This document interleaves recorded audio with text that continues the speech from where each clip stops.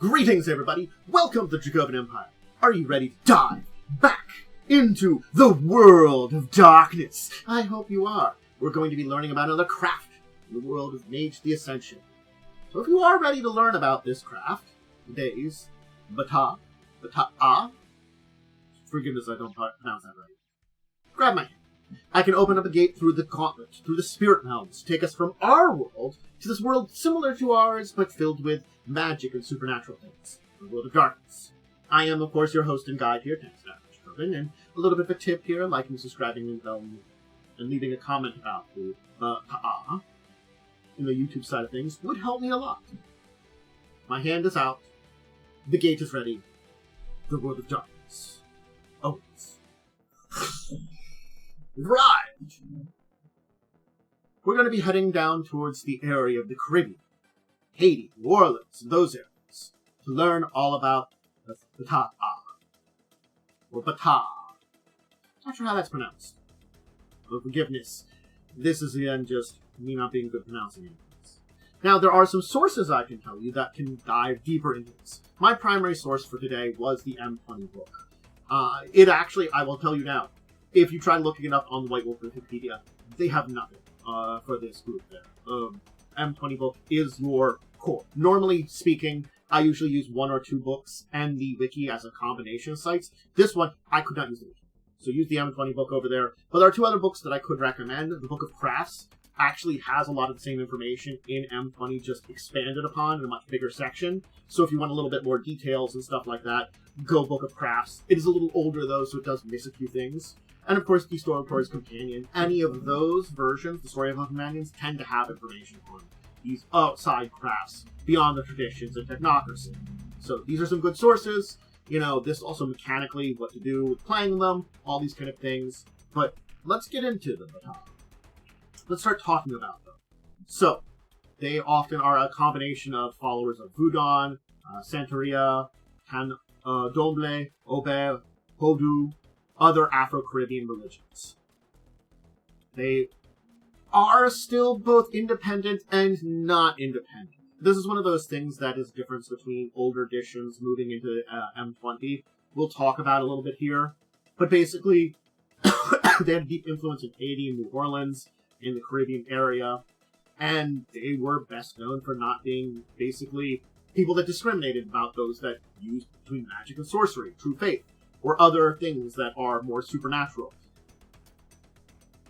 Effectively, the big thing here is, and which differentiates between the way they presented M20 to a degree, is we don't know how many of them would have done this, but leading up into the events pre-M20, post editions beforehand, the kind of age of the apocalypse, the Sixth Great Maelstrom, a number of them had joined with the Verbena and Dream Speakers, basically seeing the death of their craft as a rebirth of the tradition, in a lot of ways.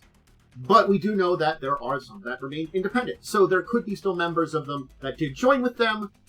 It doesn't really talk about that in M20. Again, sometimes M20 doesn't address some of that stuff because it's all the mixture of cat in that time. But let's talk about it, and some kind of brief kind of like setup and history here on them. So, Louisiana, Mississippi, drums, spirit drums, pulse of life, pounding like racing horses, echoing with ghosts of ancient natives, murdered slaves, louder and louder. Resounding across the Caribbean, all the islands, Central America, South America. Wild ecstasy. Bitterness. Revenge. So, Bata'a are named for the spirit drums. That hold a sacred, basically, place in Caribbean cultures. And so these mages that call them by that have a unique power to simultaneously stir the souls of men to heights of love and grateful awe, or to plunge them into depths of horrified agony. They're misunderstood, misrepresented by outsiders in a lot of ways. They're practitioners of, as I said, the Afro-Caribbean religions. Even some do practice Spanish Catholicism. But a lot of them trace their connections back to African tribes and the enslaved workers that were brought to the New World. old ghosts tell it that these places brought their own spirits and traditions with them. They found common interests with some of the people that were here, Caribbean and islanders and the like in the region. And over time, these magical spiritualism kind of merged together into a new form. The result, a new society that's both kind of mundane and magical. We see it in the various cultures within the Caribbean, Haiti, and all the like. And in similar speaking, on the magical and spiritual side, there was a similar evolution of combining together these cultures into something new. Barbados, Bermuda, Haiti. Eventually, they basically got rid of their masters, exact revenge, overthrew them, gained their freedom. Homelands, ravaged by conquest, piracy, war, corruption, disaster, poverty, but they kept faith with the powerful spirits that permeate the land and its people. That's the Bata'a. So these folk revere, worship, and serve Les Mysteries, or the Loa or Shirits, contribute magic abilities and powers to them, and only them. Magic comes through communion, or exchange of power and offerings. With the Bata'a, either you believe the holy rites, or you can only count yourself among the less idiots, the fools who dismiss and trivialize the spirits or their arts. And this lies beyond the stereotypes of, voodoo. Behind it survives a creed of relevance assimilations. They make the best of what they work with: French saints, African gods, Germanic hexes, Spanish gods, native spirits, heartbeat people, mirrored by the drum. That's what they do. And that heartbeat gave them their name and their independence. And they strike alliances with groups, the Verbena, the Dream Speakers. They have struck alliances with them, hence why some members have gone to them. They do also bond with Hollow Ones, or even tolerate the presence of old Crusaders, Templar Knights in the Disparate Alliance. But they're their own people, ultimately. Everything they do is based on mutual respect, but not servitude. That's the important thing. So now we have a picture of these people. We understand them a little bit more. We understand they are based upon the spiritualism of this region, combining African mystics and Caribbean mysticism into a new thing that came about during the time period of the Spanish conquest of the Caribbean and beyond. And they are a tradition from this area, a craft from this time, left over from. They are informal secular groups. They mostly work on a local level. They a few times beyond the Madre de Santos, Mama Saint, and the Pa de Santos, Papa Saint.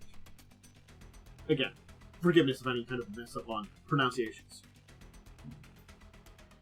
Both which are titles given to respected members.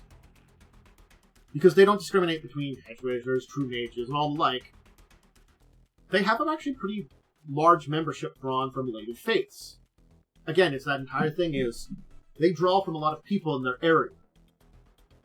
They unite the all localized links into spiritual networks, tied together through gossip, spiritual matchers, and phone calls and the internet. Basically, they had these chains of soul.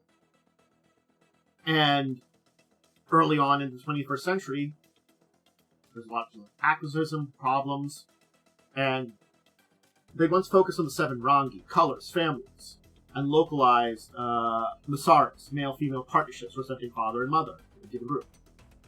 They now have changed, basically. They've seen what's going on. They've seen the, though they avoided the Ascension War, they saw what was going on with it. They saw the Avatar Storm, the Technocratic Purge, and now they pursue more global agendas. They recognized that their old division and old kind of individuality meant extinction. And history's shown that, or even worse.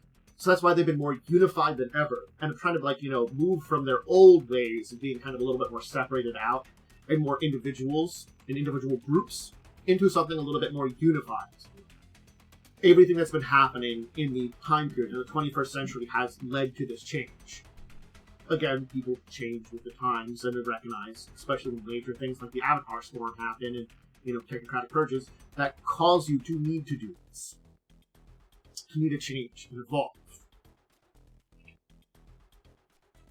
So, let's talk a little bit about the way they're initiated and the way that they focus their magic. Kind of give you an idea how they work. A little pattern in miniature form. So, to be considered for membership, you have to devote yourself to the lower. You seek out a member of the Bata'a, petition for instruction. Very often, especially for students, this isn't really granted unless the initiate has a connection or introduction through reputable sources. Once accepted, the candidate pledges to sacrifice all time and money for a year in service to the teacher and craft.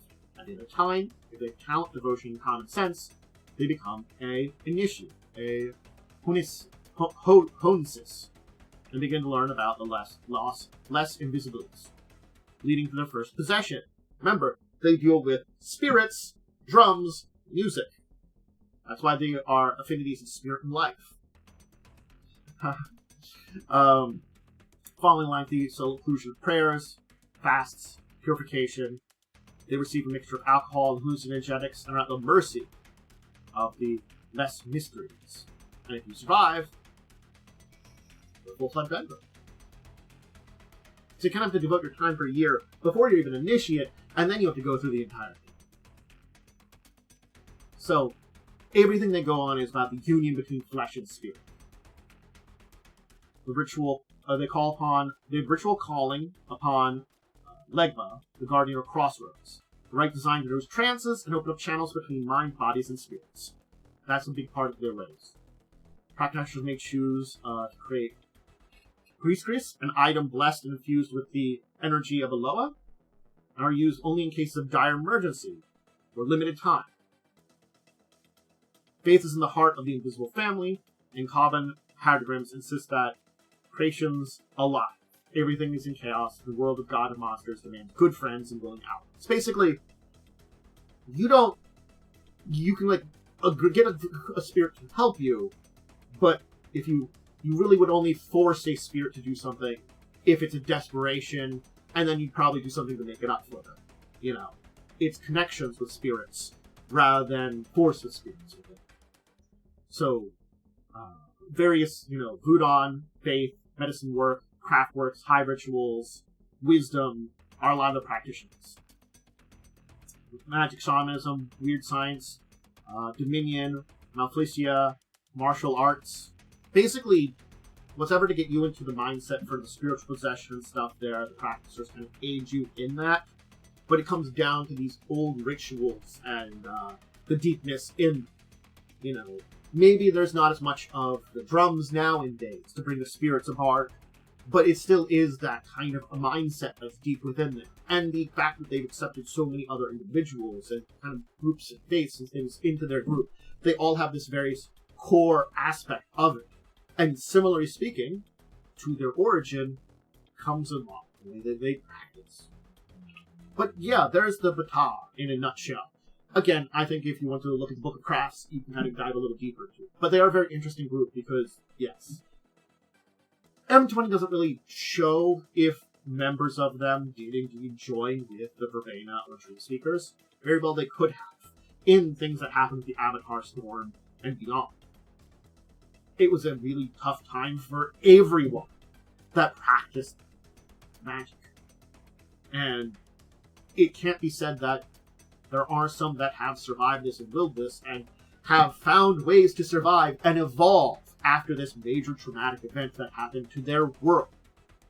And they always have this entire thing of being these multicultural thing almost. They have this core of culture, but they bring together a lot of these aspects of it. It's the same way that their existence evolved along with the cultures of the Caribbean. We can see the culture of the Caribbean are these kind of combinations of the natives in the area, of the people from Africa that came, and even some European influence to come into something new and different.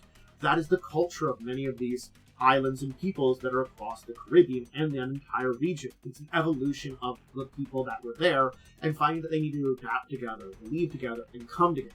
And so the same can be said for this group here, and they understand it. They understand their origins and how they have to continue to kind of evolve. They accept these new different members into, and maybe each of them has a different way of connecting with the spirits that are an important part of their beliefs, lower. But still, nonetheless, they all do it. That's part of their initiation, part of being members. Connecting with the spirits, understanding, having the possession, having them help you, having them teach you, having them empower you in a lot of ways to connect to the magic of the world. From traditional drums to all the other works and all the other things that are now part of it because of all the massive amount of people that are kind of coming in here. And this is one of those things that could help them, especially now they're becoming more global, less insular, as they kind of had been before, as they're attempting to kind of spread out globally, becoming something more. They are part of the Disparate Alliance, yes, but they do have allies in a lot of places. They have allies in some of the traditions, and they could form themselves into a much more major group, given time and the direction they're heading. They have seen an ability and a direction going that basically, and the acceptance that they have that is beyond just traditional mages, even hedge mages, people of true faith or other powers, of people of special blood and things like that, who accept all these people of abilities beyond the ones that they normally master into their group, also means they will easily be maybe a sign of groups to come. Small now, hurt, bouncing back and in a position to bounce back strong. That's and that's what makes them a very fascinating group to talk about as a member of this group. So I hope you enjoy diving deep into it with me and learning all that. But yes, we'll leave that there, and we'll leave our education on the Bata'a today at that spot. I do hope you check out more of my stuff. I do a lot of other things, both on Twitch and YouTube. All the things that I do on tabletop related that I do stream over on Twitch ends up on the YouTube side, so if you can't catch me live, you can always check that over there. There is some stuff that doesn't go up on YouTube as of yet, until I maybe get a VOD channel. So like I got some gaming, hang out with friends and stuff like that. Some in between some of these recordings, you know. You can always join me live and check that out over on Twitch. YouTube, as I said, all the tabletop stuff. That's all my recordings, live plays. Hey, check out all Avon stuff. That's my new show that's starting at the time of the recording of this. That's a Pathfinder 2e adventure. Could be one of those 8. Check that out. I'm going to shout it out for a little while here. Discussing Tabletop Saturday at 6, talking about news of the week, deeper discussions. I'll probably try to make that eventually into an actual podcast, or kind of podcast-y. I really should put it up on this. You can always check it out on YouTube if you can't watch this live. And pick up some things going on in the tabletop world. And then, of course, do check out my social media. Discord, Blue Sky, X/Twitter. All great places. That's the order of importance for me when I upload stuff. I think to schedule updates, schedule changes, what's going on in the week, all those kind of things. Alright, everybody, I'm going to get going. I'm going to go on Twitch, maybe do another recording, all this kind of stuff. Until the next time, we dive back into the world of darkness, into Mage The Ascension, or anyone else in between. I bid all of you out there a deep and wonderful farewell.